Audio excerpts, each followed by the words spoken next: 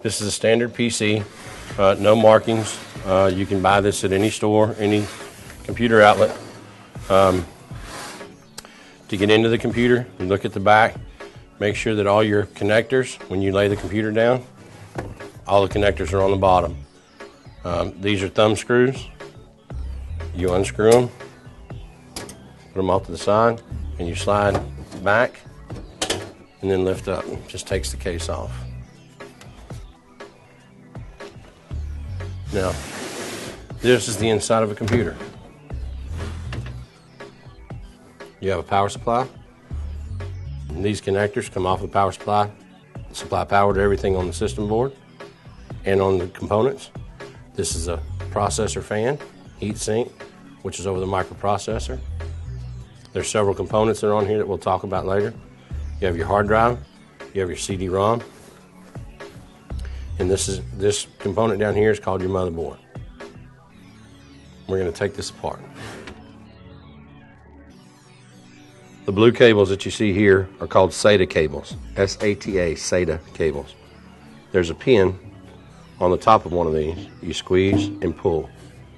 See this pin here? What you do is you squeeze that pin down and you pull out, and it comes off of the hard drive. Then I'm going to take the power, which has the same type of connector, only just a little bit longer. We're going to do the same thing up top, squeeze and pull. Same thing with the power, squeeze and pull. The power is supplied through the power supply. The SATA cable is supplied through the system board. These cables here, these SATA cables, are connected to SATA ports that are on the system board. Again, you squeeze and you pull. Set these off to the side as well. We're going to start disconnecting power to everything. This power cord right here connects to a case fan. They simply just unplug. This power connector connects all the power to the system board. Squeeze and pull directly out. It's got this little clip. It clips onto the side of the system board. Again, another case fan. Unplug power. And you have a 4-prong power connector down here. It supplies more power to the board. It also has a little squeeze pin, and it pulls right out. Now your power supply is completely disconnected from your system board. Now we're going to remove the power supply. Okay, to remove the power supply, there are 4 screws on the back side. Get a Phillips screwdriver. Make sure you don't lose your screws.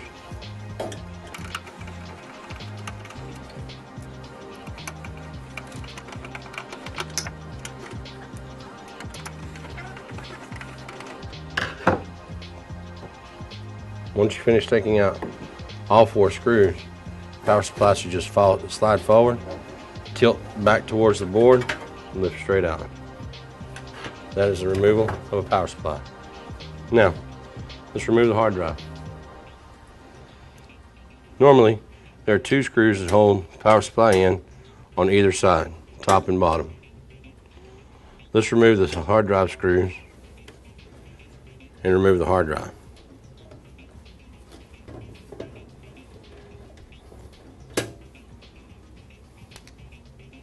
Slides forward, and your hard drive has been removed. If you have screws on the other side, on the opposite side, stand the computer back up, remove the screws on what we call the bottom side, remove your thumb screws, slide the tray, open up that portion of your computer. These 2 screws will release the CD-ROM drive.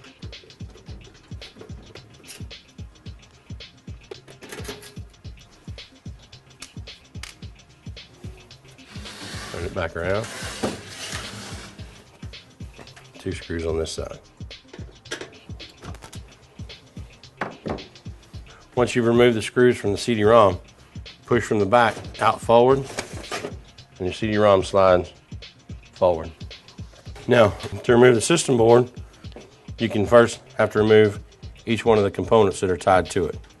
Cables, PCI connectors, or PCI Express, whatever external cards or what they call add-on cards, you'd have to remove those. This is considered memory. Doesn't necessarily have to be removed when you're removing the motherboard, but you can. To remove the memory, there's a tab on either side. You pull the tab out, pull this tab on the other side out, and the memory slides right out. There's your memory stick. Now we're going to remove this PCI card. To do that, you'll see the screws inside here. It's hard to get to. There's a cover on the back side that we have to remove first. This is not normal on all computers. Some of the big box computers do not have these. Most custom cases will. Remove your case. It exposes all your screws. You find which one has the silver tab. That usually indicates an add-on card. Unscrew it. Go back into the case. Grab both corners and pull straight out. This will take your card, your PCI card, off of the system board. Now, most of the cables that you see here come from the front panel. The front panel has a card reader. It's got USB ports, audio headphone jack. It's got a power button, a power LED or power light, and it's got indicators for your hard drive and other lights on the front. So what we want to do is disconnect those cables from your system board. Real simply, don't pull too hard. Just grab firmly and ease them out. Just pull lightly and they'll all unplug, and notice how they fan apart. This is your USB cables. Do the same thing. Grab lightly and pull. These do not fan apart, and it has the word USB, or has the letters USB on them. This will tell you these are for the USB ports and the card reader for up front.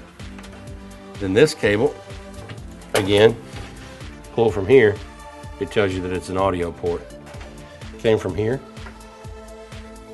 and it'll tell you on the system board where it says audio. Now let's remove the motherboard. To remove the system board, there are screws that hold it on. These screws are indicated by little circles throughout the system board, and that holds it in place so it can't move. And once we remove those screws, the system board should slide towards the front of the case and pull straight out. I'm using a lightly magnetic tipped screwdriver to kind of help. Some people don't necessarily think that it should be used, and if that's the case, if you don't feel comfortable with that, then don't use them. I'm sure whenever you're putting these screws back in, that you don't over tighten them. They just need to be tightened up enough to where it holds steady. The motherboard should lift straight up. Now that you have your system board out, you can replace your processor. This is the easiest way to do it. I like to put the processor and the heatsink on before I set my motherboard back in my box or replace it. The reason being is it allows me, one, to handle the device a little easier, and two, I'm not confined in space. So what I want to do is on every heatsink you're going to find a fan. That fan usually has a power cord, and it's usually plugged in to a power connector, and it'll tell you on the system boards where a CPU fan should be plugged into. This is on an anti-static bag so that you don't any static electricity to the system board. Unplug your power. Again, you don't have to yank on them, just slightly pull them out. There's a screw inside of each one of these that you can remove the fan. Some people remove the fan, or you can just remove it by this. Take that lever and you lift it up. Get you a flathead screwdriver. Push down and it releases it on this side. Once it releases from this side, you can release it from that side, and your whole processor should lift right off of there. Now, this processor is mounted, it's not mounted, but it's stuck to the heatsink because of the heatsink paste. Take your screwdriver and lightly turn it, and that should break it loose, and that is your processor. This is the arm that it comes off of, locks it into place. On each processor, you have a row of pins. They have a pattern inside. You'll notice that there's 4 holes missing. There's also 4 holes on the system board itself on the processor socket. When you match up your triangles, you set it back down into place. That pattern will match up. You don't want to force it. It should drop right into place if you match up your triangles. You lock it back down, and you're finished. So let's talk about the components on the system board. This is your power, main power from your power supply.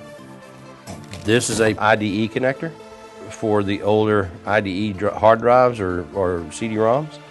This is a floppy drive connector, just in case you have a floppy drive, which they don't really make hardly anymore. These are SATA connectors. SATA stands for Serial ATA. If you notice inside, they're very distinctive.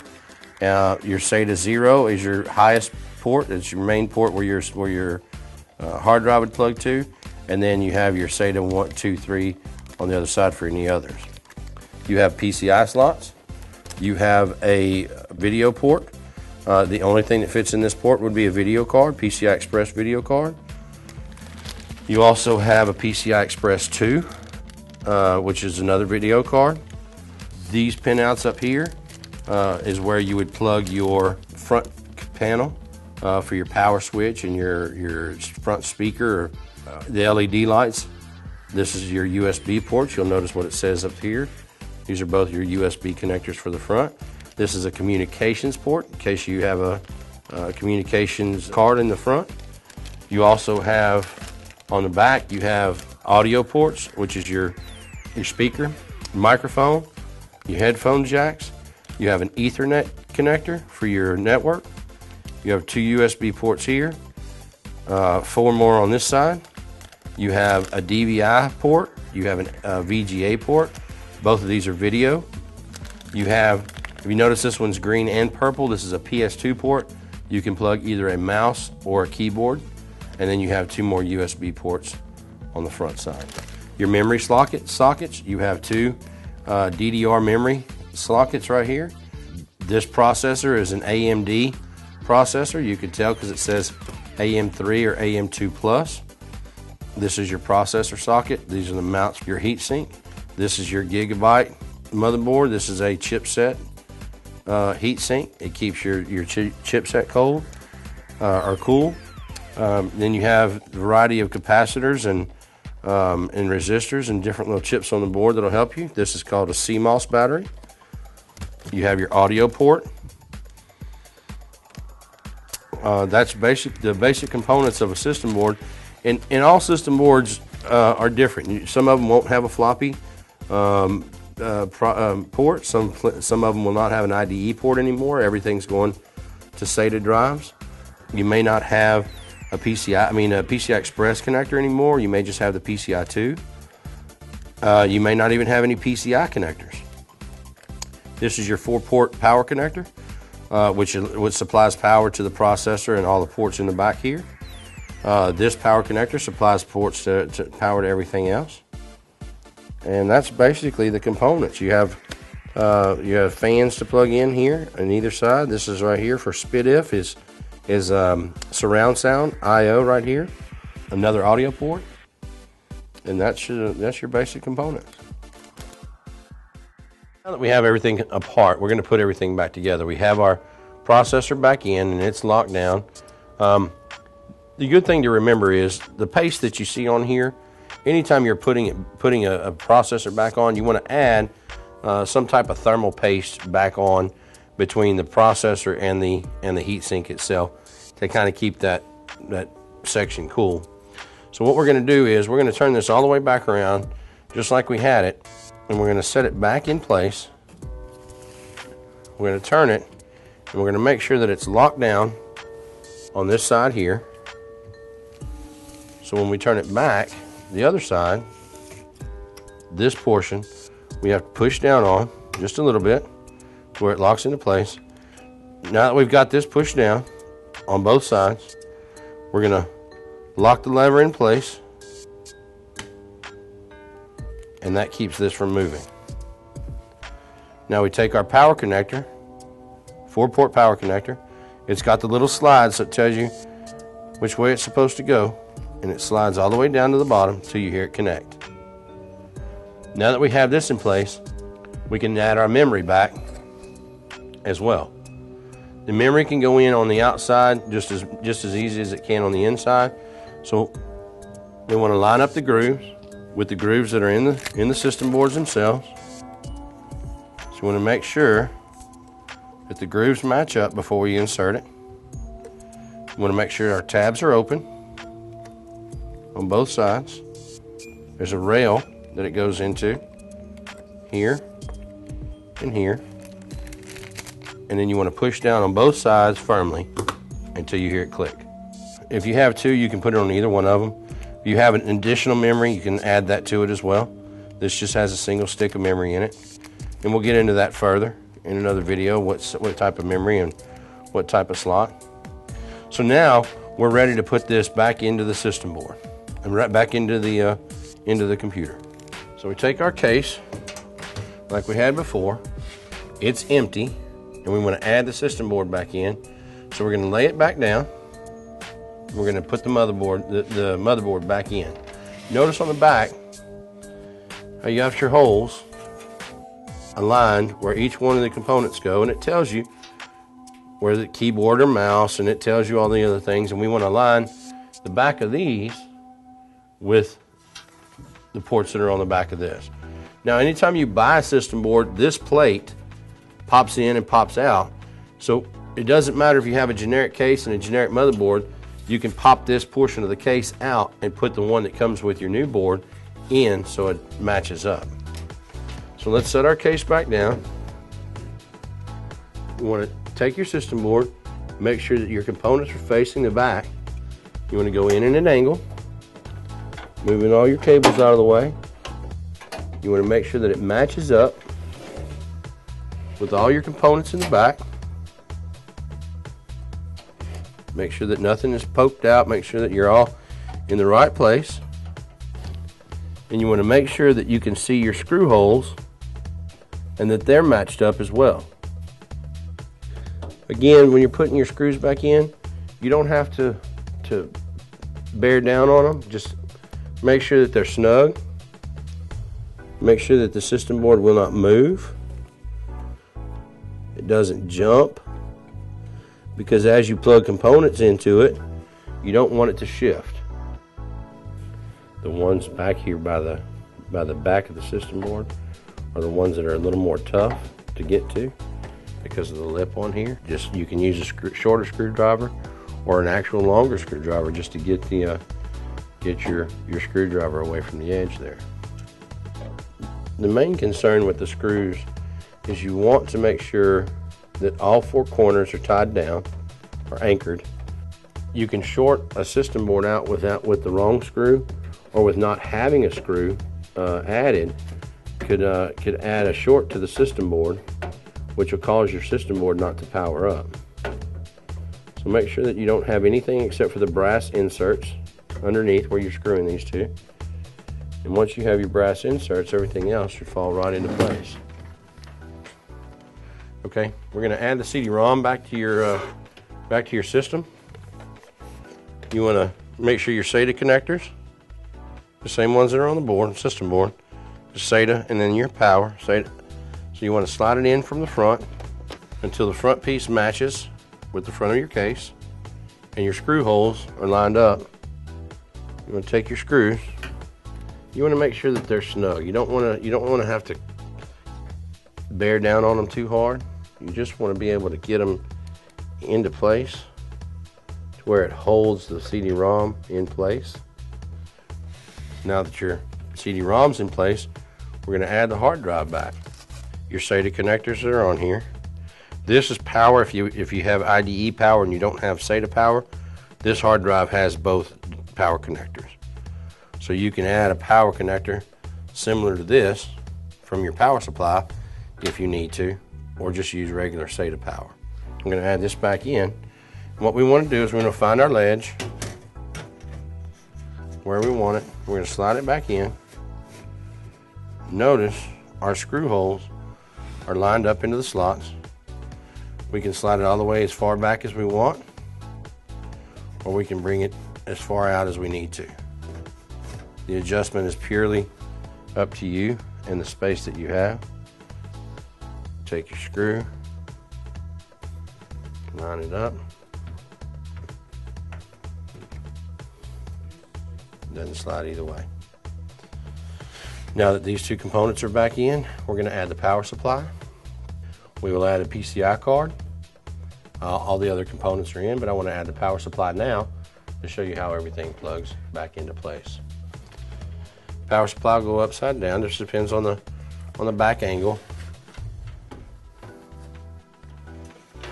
You want to go in at an angle, up, turn it straight, slide it forward.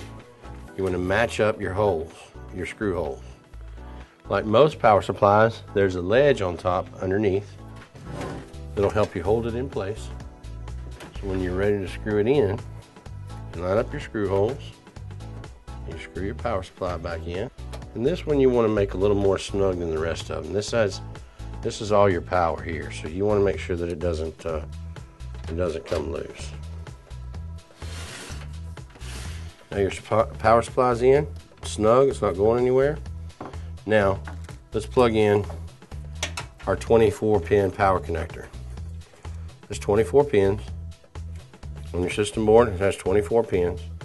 Your squeeze pin is on this side right here that locks and unlocks them.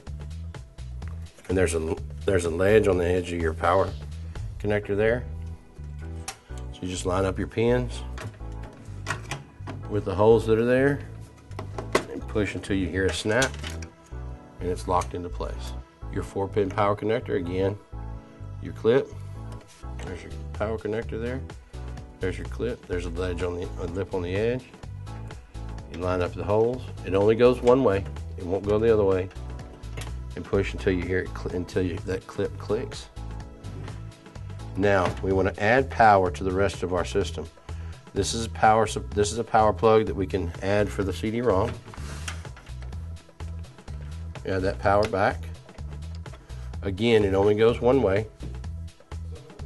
Power for the hard drive. Power is there. Now, your SATA plugs. SATA plug for the CD-ROM, SATA plug for the hard drive. Exactly the same setup. The difference is this one's kind of a 90-degree angle, which allows it to be put in this way. The system board, the hard drive doesn't need it because you got more room over here. They do this in tight spots where you can get to them a little easier. So our hard drive 0, SATA 2 0, is going to plug to the system board. Notice the L shape on this one as well. There's a connector for it. We're going to push until we hear it click. Take this side again with the L shape, sideways L, and we're going to plug it to the hard drive. Push until you hear it click, just like that. And then we're going to do the same thing for the CD-ROM. Does it matter what port the CD-ROM goes to? There's SATA 0, then SATA 1, SATA 2, and SATA 3. Does not matter. You choose SATA 1, the next drive in line. You feed your cable up and you plug it against your CD-ROM. You want to try to keep your cables as neatly as possible. That way they're not running into your fans and you're not cumbersome. And then you have your other cables that plug into your system board as well. So let's start off with the audio cable. And if you remember, the audio plug was back here. Notice the pins on this. have a certain pin out. There's 5 pins, then there's 3, and number 4 is missing, and we have 5 again on the other one as well. The same pin out is on this. We have 5 pins, we have 3, 1 missing, and then 5. So we want to make sure we line those up correctly and push all the way down. Now, we want to do the USB and the card reader. Notice the pin outs are a little different on this one. You have 5, then you have 4, and then the last one's missing on that side. So you find your pin out the way you want it on here. Slide it into place. Do the same on this one. Slide it into place. This is a power connector for a fan. On all power supplies, your power connector, the main power is going to go red, then black, then yellow. Anytime you plug in to another power connector, you want to match up the colors, and they snap right into place. This one doesn't have red and black, so we want to find out, we want to make sure that the red is going to this power here, so we want to go ahead and slide it in place as well. This is the power LED, positive and negative. This is our hard drive LED, and this is our reset switch. So those plug to this port right here. You're going to have to find where the color code's on this, but if you'll notice, it tells you where each one of them plug into. So if it's closest to this, it's on this side. If it's farthest away, it's on the opposite side. Now that we've got our cables plugged in, connectors for the front panel, let's install the PCI card.